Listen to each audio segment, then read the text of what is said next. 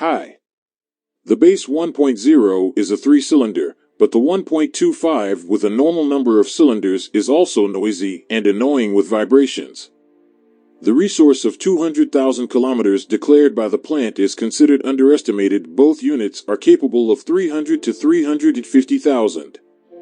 But they are afraid of overheating and require regular maintenance, including flushing radiators and cleaning the fuel system. There is no engine temperature gauge, but there are hydraulic lifters. Both motors are chain-driven. There were complaints about the low life of the chain, but for the most part they serve 200,000 kilometers. AI-95 is prescribed for both engines, and it's really better not to pour the 92nd, especially in middle-aged cars. With age, various leaks are inevitable, which usually start after 100,000 kilometers. Breakdowns of high-voltage wires are possible. No serious illnesses have been identified, and cases of scuffing at 1.25 are associated with careless operation. In winter, it is still better to warm up the engines, at least for a couple of minutes. And the oil change is strictly according to the factory schedule. The 1.0 engine is only compatible with the M5EF2 mechanics. It does not tolerate slipping. On some specimens the bearings begin to buzz at 120,000 km, and the differential can also jam. The resource, however, goes beyond 200,000.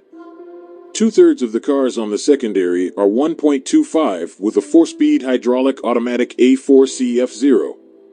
He has a huge margin of safety in hardware, but a capricious electrician. Solenoid wiring, shaft speed, and temperature sensors are not very tenacious, which ultimately leads to oil burning and torque converter repair. The solenoids themselves last 5-8 years, but replacement is relatively inexpensive.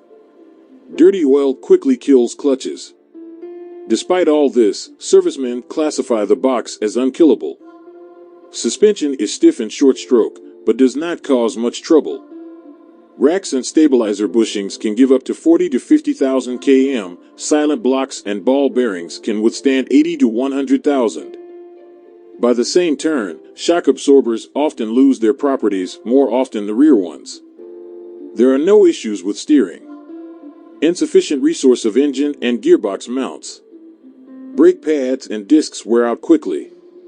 Tiny batteries are discharged during long periods of inactivity in winter, causing starting problems.